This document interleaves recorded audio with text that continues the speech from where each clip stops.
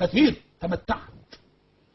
وانا جاي بالليل بقى صليت ركعتين كده، حتى قلت لصديقي هناك قلت له بالله امسك المهم نصلي الفجر علي هذا الامر، الى ان اقول والله الذي لله انا نمت يا اشرف رايت النبي صلى الله عليه وسلم وكاني في ساحه ليست مسجد، ساحه الناس عليها من كل فج وصوب، ليس لها ابواب، من كل فج ساحه مكشوفه، واني بجري عشان الحق اروح اسلم على النبي صلى الله عليه وسلم.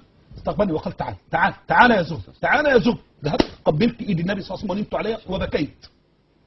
قلت يا رسول الله انظر، يعني دينك وانت تسب وتهان وكذا وكذا، وما في حتى رئيس يسب بكلمه بل بالفعل يطيح باي راس. انا بقولها من باب الرؤيا مش مقصود الرؤساء، بقول اللي انا قلته هيطيح برؤوس هؤلاء.